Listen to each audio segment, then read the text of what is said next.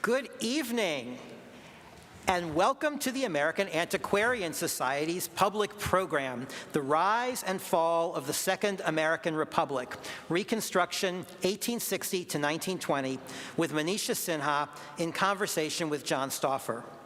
The American Antiquarian Society is located on the ancestral homelands of the Nipmuc tribal community, who remain an active presence here in central Massachusetts.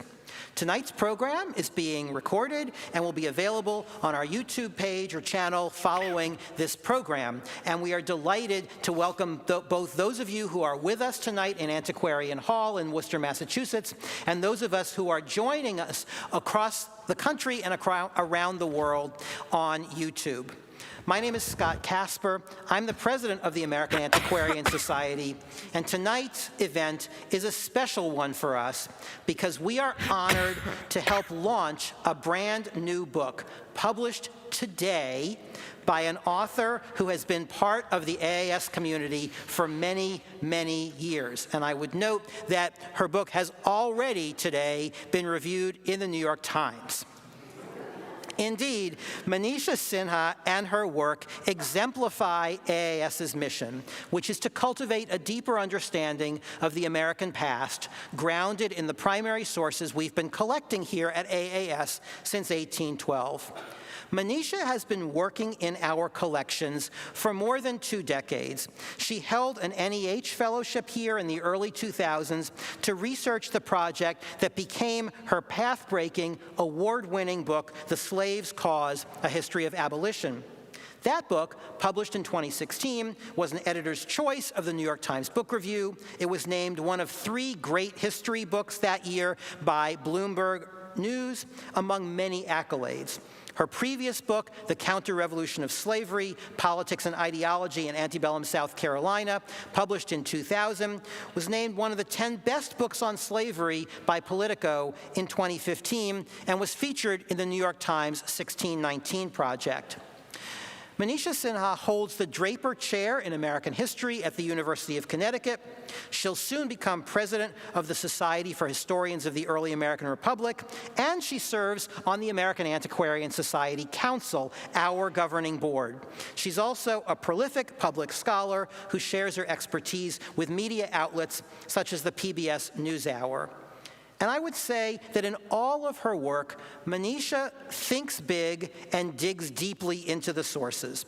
I saw this firsthand right here at the American Antiquarian Society in 2020-2021, when she was our Mellon Distinguished Scholar in Residence, working on this new book that launches today. She spent weeks and months poring over original newspapers, pamphlets, ephemeral writings to trace this story and how this story changes our notion of Reconstruction, both chronologically and geographically. During that year, Manisha and I did a virtual conversation called Rethinking Reconstruction, which was our most popular program that year, and it's available on our YouTube channel if you want to check it out. And so we're really excited that she has returned to our reading room now that the book is done to share the story. After Manisha talks for a bit, she'll be joined in conversation by John Stauffer, who is the Cates Professor of English and African American Studies at Harvard. John is the author or editor of 20 books and more than 100 articles. And I'll just mention a few of them. His book, The Black Hearts of Men, won the Frederick Douglass Book Prize, and his book, Giants, The Parallel Lives of Frederick Douglass and Abraham Lincoln, was a national bestseller. This introduction could go on much, much longer, but it stops there because it is a pleasure for me to welcome Manisha Sinha back to AAS, to welcome John Stauffer here for conversation, and now over to Manisha.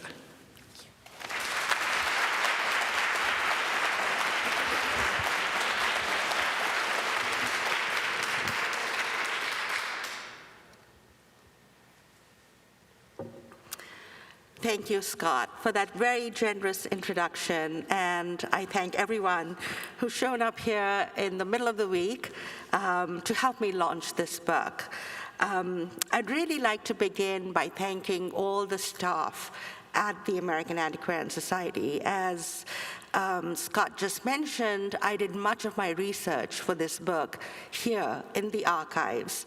And when the whole world was shut down because of the pandemic, I had the privilege of being able to research this book. So I'm extremely grateful to the people at the American Antiquarian Society, and I think it's only appropriate that I'm launching this book here today. I thank Nan Wolverton for inviting me to do this program, and I thank my good friend, John Stauffer, who, in my opinion, is one of the best historians and literary scholars of 19th century America today. And for him to do this conversation with me is also a great honor. So thank you, John, so much for helping me do this. So we can move to the first slide.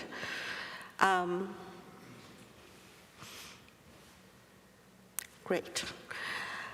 So of course, my talk today, which will be a very brief introduction, is drawn from my new book, The Rise and Fall of the Second American Republic.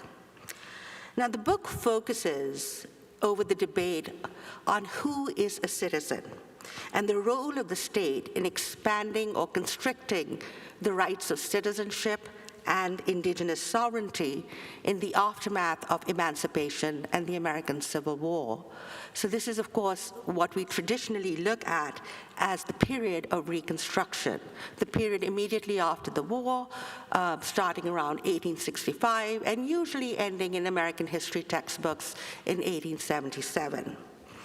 But unlike these previous works on Reconstruction, my book looks at the long fall of Reconstruction after 1877, and not just at the period that is classically known as Reconstruction, but also at the emergence of new domestic racial hierarchies after its fall. So my understanding of Reconstruction then differs from conventional views by looking at this long fall of Reconstruction from around 1877 to the end of the 19th century. And so the second half of the book is what I think makes it somewhat different than conventional narratives, because I'm not just concerned with the short-lived triumph of Reconstruction itself, but it's at its long unwinding, and what that unwinding of Reconstruction can tell us about American history and democracy today. Now, of course, this period has normally been understood as the Gilded Age, right? And so one of the major themes in my book is the connection between democracy and capitalism, with the latter's historical entanglement with slavery and imperialism and their long afterlives. Now, after the industrial takeoff in the United States in the late 19th century, the reconstruction of capitalism proved to be successful, even as its reconstruction of democracy faltered. It is this story of the unwinding of the emancipatory legacy of the Civil War and Reconstruction's interracial democracy that can tell us much about the afterlives of slavery, the persistence of unfree labor, and the contested triumph of industrial capitalism that reinforced domestic social hierarchies, created novel forms of economic inequality, and inaugurated the global race for empire in the United States. Now, American democracy has always been rigorously challenged by forces of political and economic reaction. The rapid industrialization of the country and the dismal conditions of labor that followed Reconstruction made a mockery of the free labor ideology of the victorious North. New wars and imperial dreams of empire inspired by the regime of racist apartheid in the post-Reconstruction South and the conquest of Western Indian nations further hobbled American democracy at home and abroad. The final conquest of the West and destruction of indigenous sovereignties paralleled the overthrow of Southern Reconstruction and pointed the way to the rise of an overseas American empire as the United States government was fully diverted from emancipatory to imperial aims. Now, here I should point out that I contradict most historians who see Southern and Western Reconstruction as a similar process stemming from the consolidation of the nation state during the Civil War in, quote, a greater Reconstruction. So they're interested not just in what's happening in the South, but they're also looking at the defeat of Indian nations in the West. I argue that, in fact, it is the fall of Reconstruction in the South that makes possible the final conquest of the West and the race for empire in the Pacific. By the end of the 19th century, an overseas American empire would subject people from the Caribbean to the Philippines to colonial rule. The demise of what I call the Second American Republic inaugurated an era of hierarchy and inequality, racial, ethnic, gendered, and economic, rather than the one of equal citizenship promised by the War for Emancipation and Reconstruction. So connecting the struggles and the debates over the struggle over Black citizenship with debates over ethnicity, gender, economic autonomy, and sovereignty that raged at the same time, I aim to show that we have missed much by confining our vision of the end of Reconstruction to the South. So it is not just the chronology and scope of my book, but its interpretation that is thus at odds with conventional narratives, which have emphasized how the United States was able to develop a unique and long-lasting experiment in Republican government by expanding democracy incrementally but consistently to groups previously denied inclusion. Now, in this prevailing view, the Anglo-American tradition of liberal democracy is distinct from the more volatile histories of continental Europe and Latin America, or so the story goes. From simplistic stories of American exceptionalism to more sophisticated analyses of democracy in the Western world, the old consensus cannot in fact explain the violent upheavals of the mid to late 19th century American history, most preeminently the Civil War itself and the violent overthrow of Reconstruction. As President Abraham Lincoln put it in December 1862, fellow citizens, we cannot escape history. The Civil War resulted in the destruction of the first American Republic and birthed the second. My notion of a second republic comes from the history of French republicanism. Now, in borrowing that terminology to describe events in the United States, I seek to highlight the growth of reactionary authoritarianism in the post-war South, a type of politics that we normally associate with Europe or the rest of the Americas. Put simply, the long afterlives of slavery and imperialism are as important to understanding US history as our more familiar ameliorative tales about the abolition of slavery and the expansion of democracy and citizenship rights during Reconstruction. The story of the contest between the two is designed to capture an essential and ongoing theme in the United States, which was never one or all the other. Again, I depart from much of the new scholarship on emancipation that instead of capturing that contest, lumps all US history under an all-encompassing frame of racist reaction. So we go from one simple, unnuanced idea of American history to its polar opposite, which is similarly, in my opinion, simple and does not capture the complexity of the era. Not only that, but the history of the unmaking of Reconstruction reveals the global significance of the first abortive experiment to transform the slaveholders' republic into an interracial democracy. My goal is to put Reconstruction in a broad, transnational context and to thereby demonstrate that its long death has as much to tell us as its short-lived triumph. Now, other recent work has expanded Reconstruction's chronological and spatial boundaries.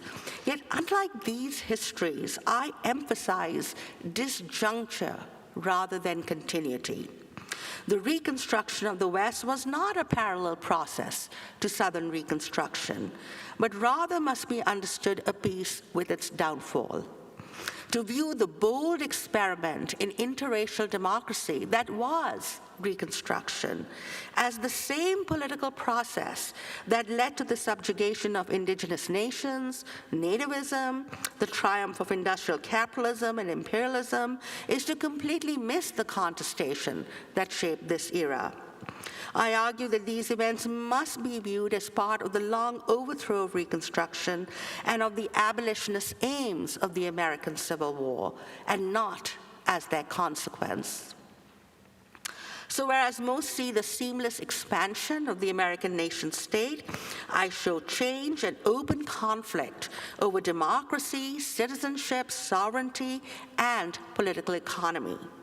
Central to this history is the truly emancipatory moment represented by the new civic democracy of Reconstruction and the significant legacy of progressive constitutionalism and democratic governance. The novel notion that the government is responsible for expanding rights and maintaining the welfare of all its citizens, regardless of color and previous condition of servitude. Debates on the nature of governance, whether all citizens and non-citizens are equally rights-bearing individuals and claimants before the state, define the Second American Republic. So, an important interpretive thread in combining these two periods, Reconstruction and the Gilded Age, which is really the period of the unwinding of Reconstruction, concerns capitalism and democracy, which were not born as conjoined twins in the United States or the rest of the world. To see them as such is to root one's claim in ideology, not history. Often the aims of one were antagonistic to the goals of the other.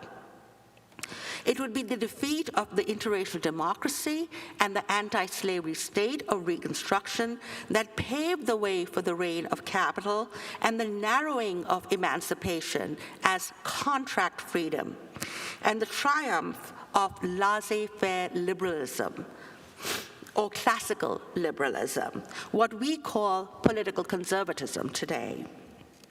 This philosophy was represented mostly by liberal Republicans, the breakaway group opposed to Reconstruction, who came to dominate the Republican Party during the Gilded Age. In this historical process, government activism on behalf of its citizens, former slaves, farmers, women, immigrants, and labor, came to be seen as misguided, if not horrifying. Indeed, the full military and coercive powers of the state were deployed to repress indigenous nations, immigrants, labor, and of course, this is also the period of the defeat of the first women's suffrage movement. A neo-Confederate political vision, a fundamentally anti-democratic racist ideology combined with anti-big government rhetoric was reborn. It went not only national but international. Dressed up in fundamentalist religious idiom, racism, quote, redeemed the South and the West and provided the rationale for American colonialism. The lost cause mythology of the South was not just nostalgic window dressing for sordid industrialization. It became its ideological handmaiden.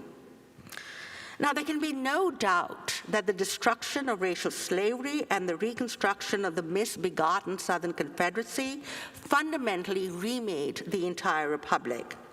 That revolution transformed the US Constitution. Long before historians did so, the abolitionist William Goodell proclaimed in 1861 in his newspaper, The Principia, that the Civil War was, quote, the Second American Revolution that portended the national abolition of all inequalities.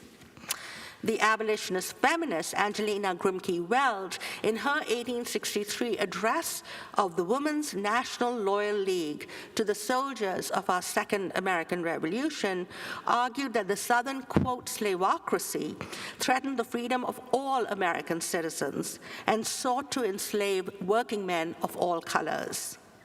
They were both right in a way, though Goodell's prophecy has yet to come to pass. The massive economic and political dislocations of the Gilded Age that followed Reconstruction were not just a product of the changes wrought by the Civil War and Reconstruction, they were a result of the political defeat of the prior era's emancipatory legacy.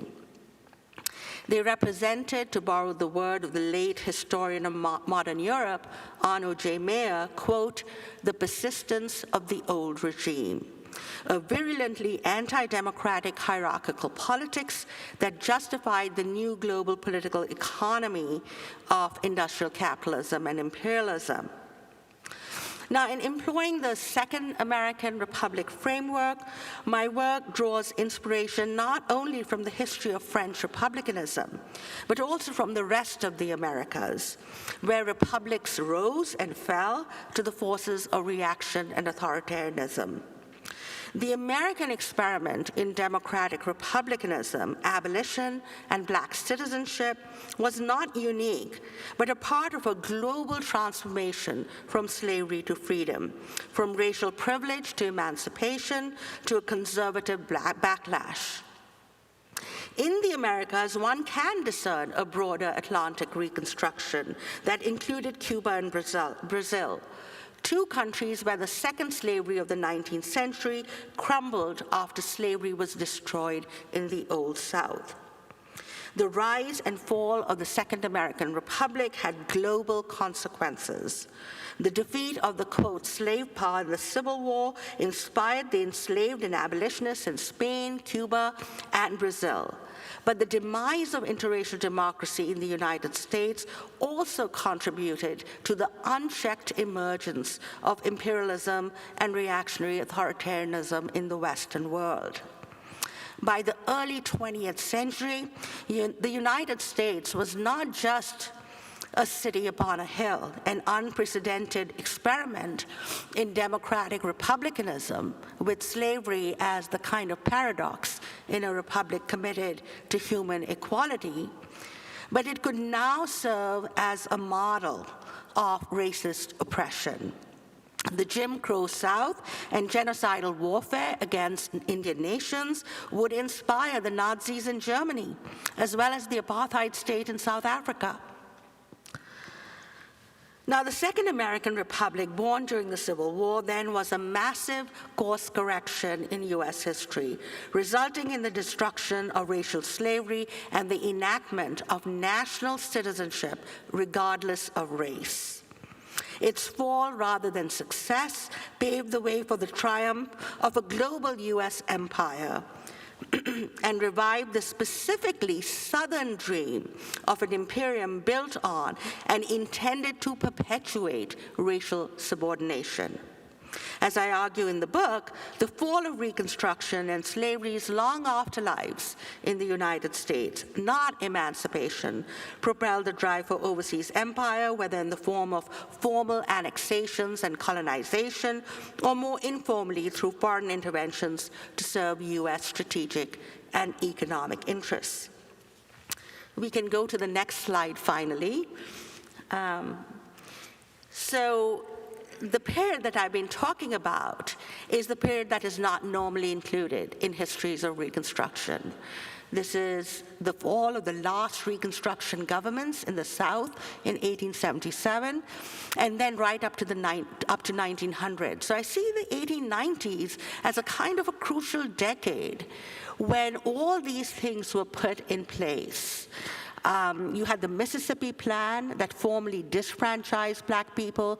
You had the Wounded Knee Massacre that ended indigenous sovereignty basically in the West. Going on to Plessy versus Ferguson, and of course the Spanish-Cuban-American War that launches American empire.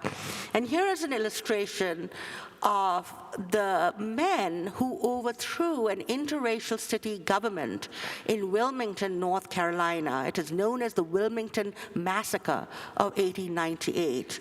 Well after the fall of Reconstruction, you had some interracial governments in the Upper South, in North Carolina and Virginia and Tennessee, alliances between populists and Republicans. And what's interesting about this group of people who violently overthrew the city government of Wilmington in North Carolina is that a lot of them belonged to the Wilmington Light Infantry that had actually fought in the Spanish-Cuban-American War. They were the same people. Just showing you how that incident can tell us about those connections. Now, the conquest of the West through the so-called Indian Wars, better referred to as wars against Indians, excuse me, lasted well until the end of the 19th century and set the stage for the establishment of overseas empire after the Spanish-Cuban-American War of 1898, the annexation of Hawaii, and the colonization of the Philippines. The unmaking of Reconstruction was also completed legally only in the 1890s, with black disfranchisement in the South and the establishment of racial segregation, legitimized by a mostly reactionary Supreme Court that emasculated Reconstruction laws and amendments. From the slaughterhouse cases of 1873 to Plessy versus Ferguson in 1896, the new Southern state constitutions that disfranchised black men also got the green light to establish legal racial apartheid. The ascendancy of, quote, Jim Crow colonialism marked the triumph of the vision of the defeated South in the nation and abroad. There was no reflexive or automatic transition from the anti-slavery state to a racist imperialist nation state. Rather, one political project had to be replaced by the other. By the end of the 19th century, the Second American Republic's project of interracial democracy was in tatters, yet its ideals and the freedom claims of the disfranchised animated the social movements and struggles for equality that followed. These alternative democratic visions were a product of Reconstruction and its discontents. Which is to say that the triumph of industrial capitalism and American imperialism by the end of the 19th century was itself contested. A reactionary thermidor resulting in the unwinding of Reconstruction, which involved not just the subjugation of African Americans and Western Indian nations, but also the exclusion of Asian immigrants, beginning with the Chinese Exclusion Act of 1882 and going on to the 1924 Immigration Act with its racial quotas. You could see all these things sort of come together with the rise of Jim Crow in the South and how these internal regimes of racial hierarchy fed into the logic and momentum for US imperialism. These domestic developments were in fact the preconditions for an overseas American empire. So to conclude, and I know you have been listening to me rather patiently, the long afterlives of slavery and imperialism are intertwined with the growth of imperialism, with the growth of capitalism at the turn of the century. To see these developments as simply the fruits of abolition and emancipation is to miss the global significance of the tragic defeat of American Reconstruction. Thanks so much for listening so patiently. Thank you.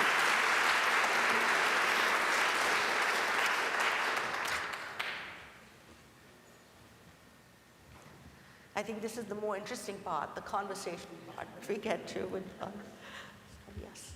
Thank you, Manisha, for that wonderful talk. I'll say to the crowd what I told you earlier, that it's a magnificent book. The introduction is the best introduction I've read of any scholarly book in terms of both synthesizing the significance and prompting, encouraging, inspiring, prompting readers to read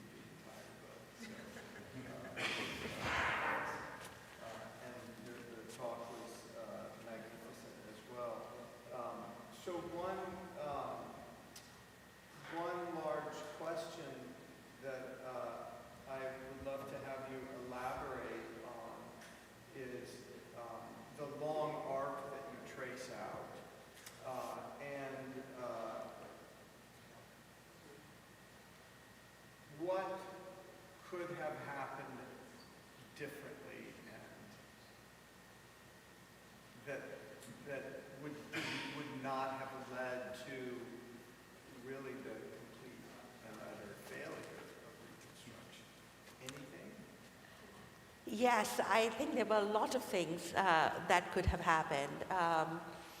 There is, in fact, John's question was, what could have happened differently with the fall of Reconstruction? Was there an alternative path available? And there was, and there are many sort of tragic historical accidents, I think, that take place. The first one, and which is why I begin my book in 1860, because I think it is the election of Abraham Lincoln that inaugurates the Second American Republic, is the assassination of Lincoln. I think not only was that a terrible tragedy for the United States, but to have Lincoln, you know, it's like one of those strange things in American history. Some of the best presidents are always replaced by some of the worst. And you begin with somebody like Lincoln, who really, who was a moderate anti-slavery politician, but by the end of his life is actually becomes the first American president to support black citizenship, the right of some black men to vote. And then you get someone like Andrew Johnson, who becomes president and who immediately gives the defeated South the sort of the energy and the will to resist the results of the war and emancipation. And you have the formation of the Ku Klux Klan, and you have wholesale terror against black people, the black codes in the South that try to put African Americans to as close a state of slavery as possible. I think Johnson, that interregnum, was fatal. But of course, he was overthrown, right? His ideas were overthrown. The radicals in Congress with the moderates managed to implement Reconstruction. They get the 14th and 15th Amendments to the Constitution, the first federal civil rights laws, over which cases still today are being adjudicated. So amazingly visionary program. I think what happens in the 1870s is sort of a tragic confluence of really bad things. Grant's second term, which is not only marred by corruption scandals, but there's the Panic of 1873. The Democrats take over the House of Representatives. For all of you who are confused, the Democratic Party was the conservative party in the 19th century. The Republicans were the liberals at that point. So everything you know about today's politics, you would flip it for the 19th century. I think that really harmed Reconstruction. And many of the people who had the vision, they may not necessarily have written the laws, the amendments, but who had the vision of the Second American Republic, people like Charles Sumner, Thaddeus Stevens, they die. Yeah, they do. And so, you know, history is full of these little contingencies that, you know, if they hadn't happened in precisely that order, I can think of an alternative path. Because the nation does move quite a bit. If you just look at the adult white voting population, male voting population in the North, they move from non-expansion of slavery to abolition to black rights. How is it that suddenly that entire emancipatory program is just upended? I can visualize that Second American Republic being, you know, lasting perhaps if we hadn't had that sort of retreat in the defensiveness of Grant. And he's opposed by a faction in his own party, the Liberal Republicans. They form a different party. They don't last as a party, but after the 1872 presidential elections, they pretty much take over the Republican Party. And you go from the party. Part for his imperialism. Exactly. So you go wanting to annex Santo Domingo and actually the whole island in Haiti. So going from the party of Lincoln and anti-slavery to the party of big business, to the party of empire. That transformation is crucial because once the Republicans abandoned freed people in the South, I think the defeat of black freedom becomes the defeat of American democracy as a whole. And the defeat of indigenous people as well. Absolutely. Why wasn't there more collaboration between indigenous and African Americans? There was That's some, a I mean, good. some of the new scholarship Yes. highlights Yes. the really rich and significant alliances. And it's still somewhat episodic in terms of the Right. scholarship, but yeah, why is there not more known about the collaboration between Indigenous and African Americans, and is there much more than we know? And how I think there is, and I think Natalie Joy's new book will probably expand on that. But in my previous book, I pointed out moments of alliances, right, between Indigenous people and African American rights, especially when people like Joshua Giddings, et cetera, started opposing the Seminole Wars, as seeing it as a war against Indigenous sovereignty, but also against runaway slaves who had been incorporated into the Seminole Nation. So there are instances of alliances, but I think what happens in the late 19th century is that while African Americans, for them, the fight was over citizenship and equal rights and equality before the law. For Indigenous people, it was a fight for sovereignty. That's right. They didn't want to be part of the nation, and they were being forcibly assimilated many times. So it's like a colonial project with them. And I think there is something to be said about that, though there's a lot of new Western history that looks at how Indigenous people survived within this politics of dispossession, this politics of plundering their land, and how they continued to survive and fight for rights within those parameters. It's interesting that all the Reconstruction laws, the 14th Amendment, the Civil Rights laws, are like, it's for all citizens except Indian nations, because they were considered sovereign entities. So they're in this no man's land where their sovereignty is not respected, nor do they have equal rights, and they are subject to the plenary and arbitrary power of the United States government, which is like a colonial relationship eventually that many of these territories have to the United States government, like Puerto Rico, and certainly the Philippines, which becomes a full-fledged colony. Right. Were Republicans after the war, particularly the imperialists, in wanting to, in large part because of the industrialization, they needed these new territories to sell their goods. There was an overproduction. To what degree, what do you make of the fact that before the war, the great imperialists were the Southerners? After the war, the great imperialists were Northerners. Right. Did the Northerners recognize that they were following, because many of them saw themselves as vigorously anti-slavery? Did any of them write about or respond to the fact that they are following in the footsteps, in a sense, of their enemies? Yes, that's a great question. So there were some radical Republicans who didn't die. Right.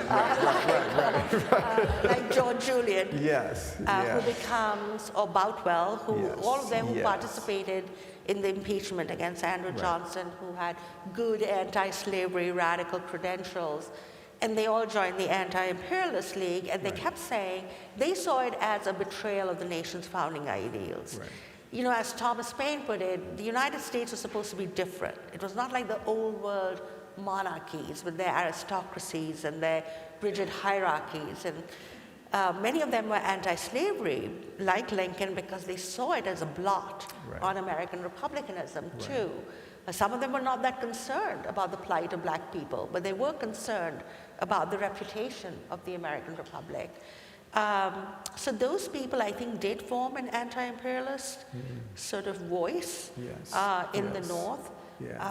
But by that time, the Republican Party is no longer the party of Lincoln. The dominant powers, especially after William McKinley's election in 1896, it becomes far more difficult for anti-imperialists to gain traction. And then many of them support William Jennings Bryan. And that is a complete break from that radical Republican tradition.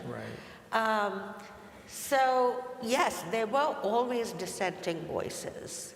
And there were dissenting voices amongst African Americans Yes, too, yes. against imperialism. And there were others like Douglas and T. Thomas Fortune who went along with the imperialist plan, and Booker T. Douglas Washington. supported grants. Yeah, that's something that I've never understood, his support for the annexation of the Dominican Republic, which Sumner opposed, Garrison Vigorously opposed, all yeah. the old Yes, abolitionists yes. opposed it. So it was very difficult, I think, to find a political home for many of these dissenters, because the Democratic Party was, basically an extremely rabidly racist party committed to Jim Crow in the South. Yes. And the Republican Party was moving to this new agenda of no intervention in the economy by the government to serve the interests of the newly emerging industrial robber barons. They were moving towards imperialism. Yes. There's no political home for them, and they do try. That's right. In the Populist Party, the Greenback Labor That's Party, right.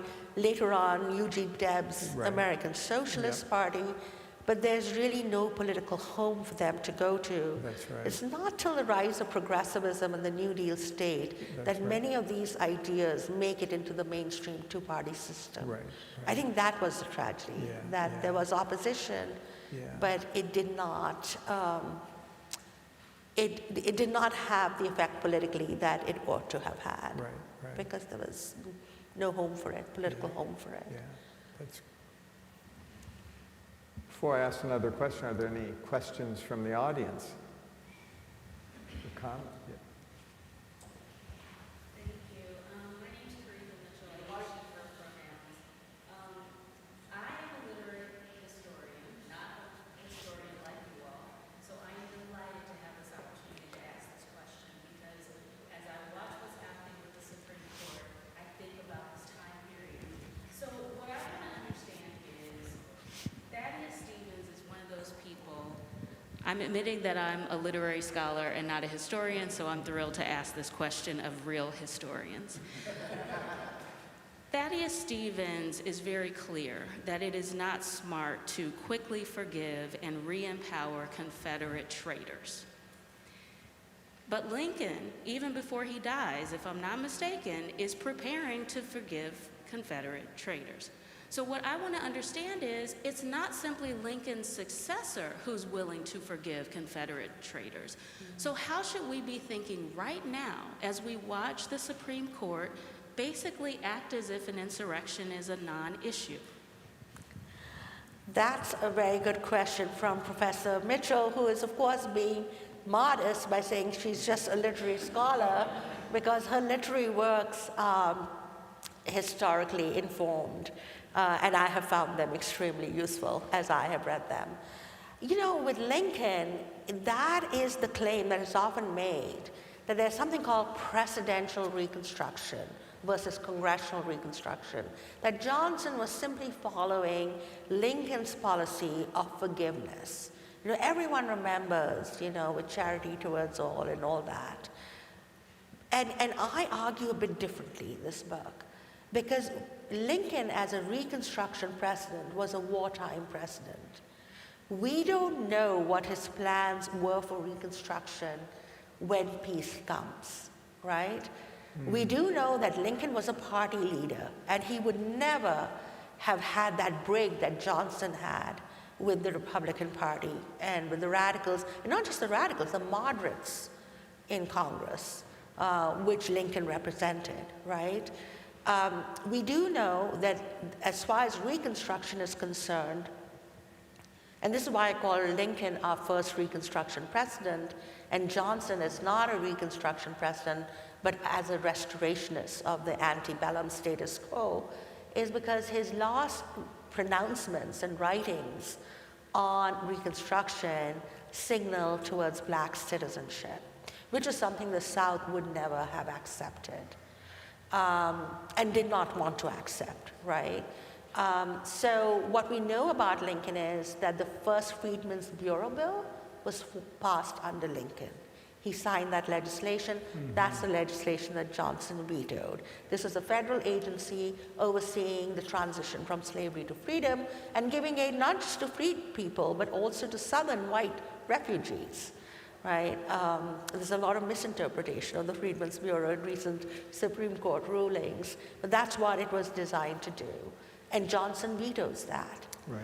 Lincoln's last pronouncement is that black Union Army soldiers educated black men, and he had met delegations from New Orleans of free blacks demanding the right to vote, should be given the right to vote.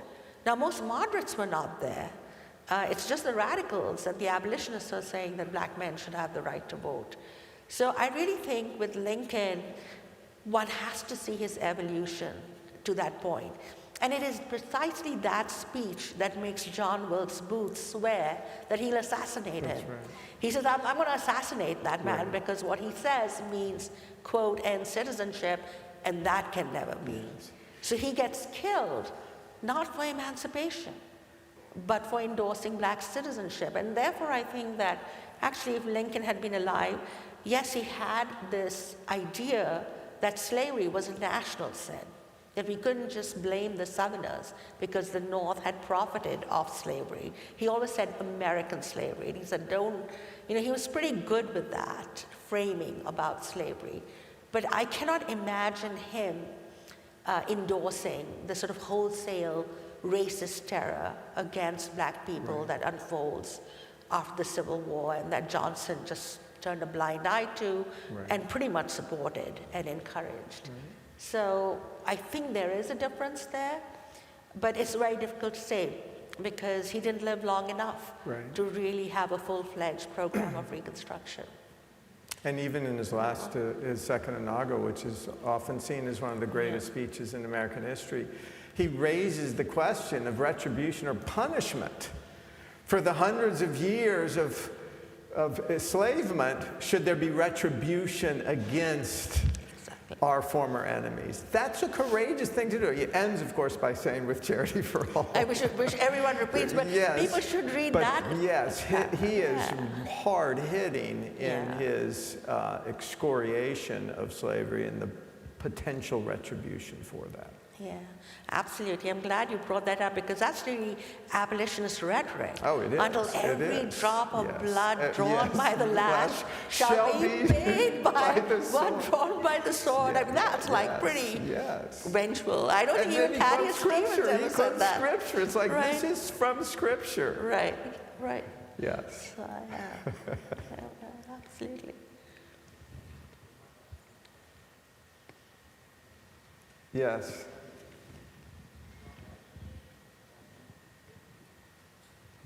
Is there a reason why your analysis of this period of change ends in 1920? That's a very good question, Jim, because really, to be honest, the book really ends in 1900. It's really, because you can see, as I said, the 1890s is the crucial decade when all this comes apart. But in this book, I wanted to make the claim that Reconstruction history is also women's history. And just because women, like the formerly enslaved, were not part of the body politic, it didn't mean that their actions and words didn't matter. And you see the emergence of a suffrage movement. You see the division in the suffrage movement over the issue of race and black men's rights. And I really wanted to end the book also on a high note, instead of that dismal note. I ended the book with the 19th Amendment. And the reason I did that was because I argued that the 19th Amendment should be seen as the last Reconstruction Amendment. It should not be seen just as a progressive era reform. Because the suffrage movement really takes off during Reconstruction. It comes back together in 1890. It's hobbled by expedient compromises over racism, especially in the South. Nonetheless, the 19th Amendment, its wording is exactly the same as the 15th Amendment that gave black men the right to vote. So that legacy of progressive constitutionalism, of having a constitutional amendment that would expand the boundaries of citizenship and give people the right to vote and become active political actors in the Republic, that's a Reconstruction legacy. And so that's why it ends at 1920. It's a bit of cheating because that's the the last chapter in the book, it's called the Last Reconstruction Amendment, or the 19th Amendment. And one sees how the issue of women's rights comes up constantly before the Supreme Court, in the discussions over Reconstruction amendments, when the word male is introduced for the first time in the US Constitution rather than just persons, which is gender neutral. And so these issues of gender were very much part of the conversation over American democracy, and that's why I ended it in 1920. We have a question in the back here from our virtual audience. Michael asks, to what extent did the rise of the late 19th, early 20th century American progressive left, sometimes advocating violence, affect the unwinding of Reconstruction? Could you repeat that question? I didn't get it. Sorry. To what extent did the rise of the late 19th, early 20th century American progressive left, sometimes advocating violence, affect the unwinding of Reconstruction? That's a really good question, because the progressive, I see myself as a historian of the long 19th century. With my book on abolition, I went to the late 18th century. With this, I sort of creep up a little bit of the 20th century, but I was really resisting going into the progressive era, because I was like, that's a whole new can of worms. But you can see how many progressive era reformers, especially the group of women I look at, the social feminists, like Jane Addams, Lillian Wald, Florence Kelley, even black women feminists like Ida B. Wells, Mary Church Terrell, how their notions of social feminism comes from progressive era reform movement. But the progressive era of reformers in the South, for instance, were very much part of this unwinding of Reconstruction legacy. This is when the South institutes all-white primaries. That's seen as a progressive era reform, but it's actually a part of the unwinding of Reconstruction. So the progressive era reforms are also a bit Janus-based. Some of them can be seen today as, advocating some protections for labor, protections certainly for women, labor, child labor, getting rid of child labor, etc. But on the other hand, there were also some sort of undemocratic reforms that some of the progressive era intellectuals sort of put forward. So it's, you can see how a lot of these reform movements in the US, whether it's progressive era reformers, labor reformers, women's suffragists, they are all laboring under the shadow of defeat of Reconstruction. And for many of them, race remains their Achilles heel. They cannot imagine, many of them, equal black citizenship the way it was implemented during Reconstruction. How much of that was a result of the South? That's a million-dollar question. A lot of it was with the South. Even if you look at the suffrage movement, there'd be a black women's club that says, we need to talk about lynching in the South, and all the Southern white suffragists say, no, that has nothing to do with women's rights. We don't want to talk about this. So we need to talk about segregation, and they don't want to address questions that they say are purely racial. Sexual reconciliation sounds good in theory, but it came at a heavy price, and it came at the sacrifice of black people's rights. And you can see this all through. The South plays a huge role. Yeah, a huge role. Within Congress, they form a reactionary bloc. This is when you have the famous filibusters, etc. I mean, you think of some of the dysfunctions in our electoral democratic system, it's all, I think, connected to this sort of solid reaction, the solid South. It was called the solid South. It was totally reactionary on questions of race. And it takes a long time to get over that. I just wanted to follow up the question from the gentleman here and then the person online. One of the things that I was thinking about well, after buying the book today and kind of flipping through it, and you kind of bring those questions, brought this up. Between the 15th and then the 19th, we do have these 3 other amendments that could also fall under this concept of Reconstruction of expanding the franchise, et cetera, et cetera. Can you address those? The 18th is regressive, but at the same time, could you address those 3 amendments at all? I don't in my book. As I said, I kind of cheat. I really end in 1900 and I don't go further. But really prohibition is often seen as being linked to abolition and to temperance movements. And certainly the Women's Christian Temperance Union, which I do talk about, is part of that coalition. So prohibition and its repeal, but again, a Janus face kind of thing, because here are women talking about domestic abuse of women because most men were spending their wages on alcohol and beating them up. And there are all these, and most of the people who are against prohibition tended to be, the saloon keepers. They were also against women's suffrage. But there's a Janus race there too, because it was also kind of a nativist amendment. It was really directed against immigrant Catholic workers, right? Against Irish workers, East European. They were seen as tipplers. It was part of that nativist kind of moral majority that we are going to regulate the behavior of people. So the progressive era amendments are very strange that way. The one that I like is the one that made the elections of senators direct, right? That's a good one.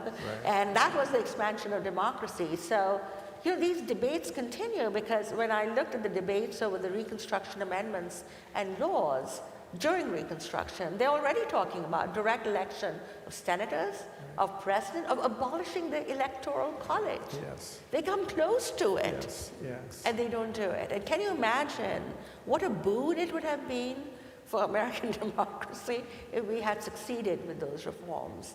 But I think prohibition and then its repeal is a good example. Like everyone said, 16th Amendment would be the women's suffrage amendment. That's what the suffragists wanted.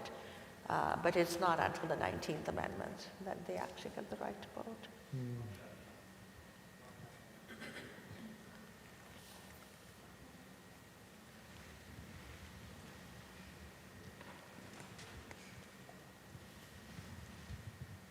Hi, thanks for this. William Seward question. So if part of the story that you're telling here is about the Republican Party eventually moving away from the ideals of Reconstruction as it began and then moving towards imperialism, what do we do with a figure like Bill Seward, who as early as we aligned with Lincoln more than not, right? But as early as 1867, he masterminds the Alaska Purchase. He's also trying to buy a bunch of Caribbean islands. Congress doesn't really want to do that, but how do we see, if we're figuring imperialism as a thing that happens later on after Republicans kind of flip and go and do something else, what do we do with that kind of early behavior by someone in that center of power with the Republicans like Seward? Yeah. That's a great question. And we like to draw these neat lines, right, in periodization.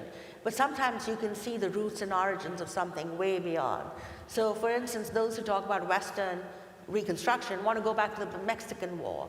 They said we should look at the Mexican War before the Civil War and extend the boundaries of Reconstruction to Indian dispossession as a result of the Mexican War. Now, Seward is a really interesting character, like the Addams family. Yes, he is. You can see where I'm going. He is. So Seward is interesting because he is indeed a part of the radical anti-slavery coalition, right?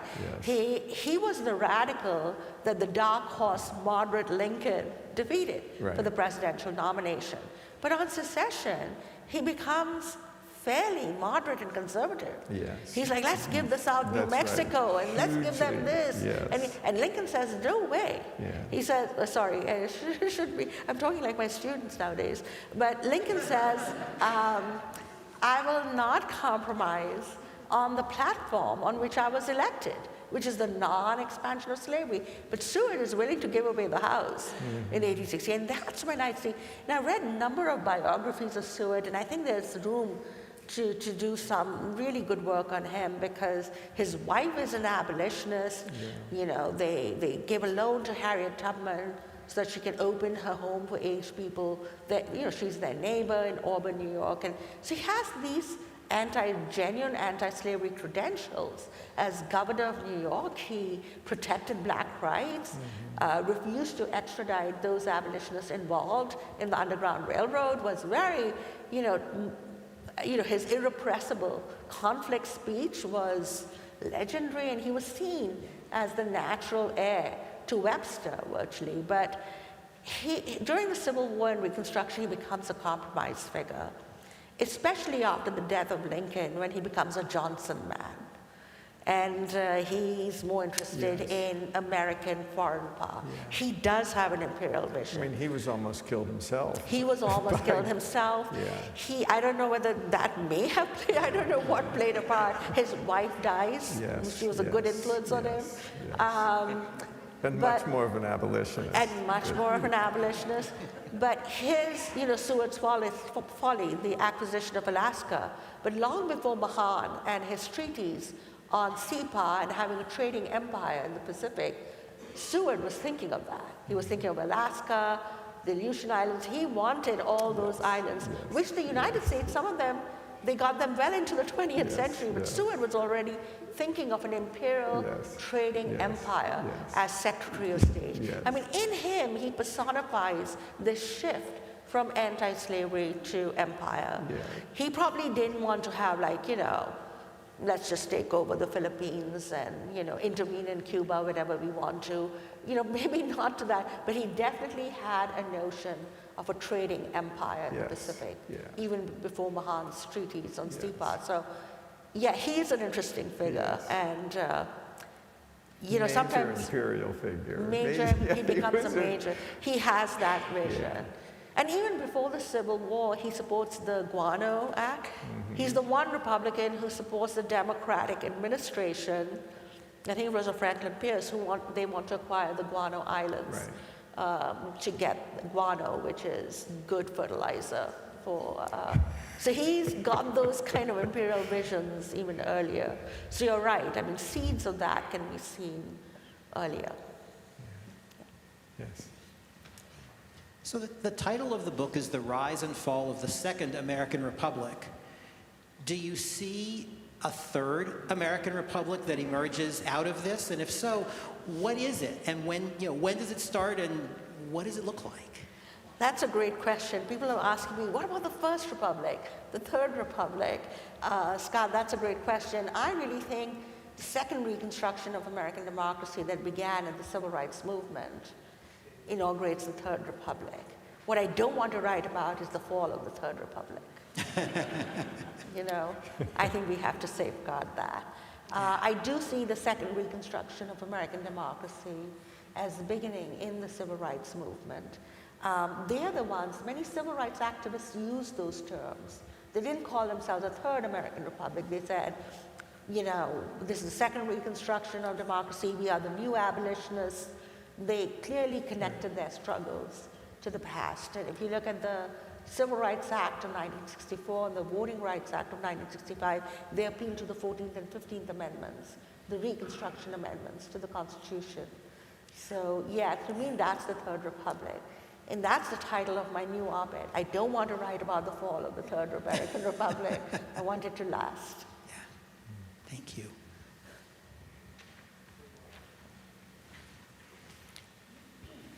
Well, thank you so much, Manisha Sinha and John Stauffer, for this terrific conversation. Let's all thank them so much for this. Thank you.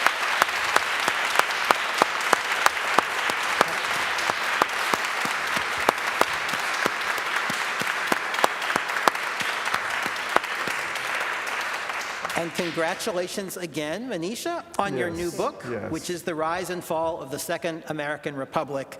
Reconstruction 1860 to 1920. If you are sitting here with us in Antiquarian Hall tonight, you can buy your own copy of this book. Our friends at Tide Pool Bookshop, Worcester's stellar independent bookstore, are here with copies of the book. I also thank all of you both here in person and watching on YouTube.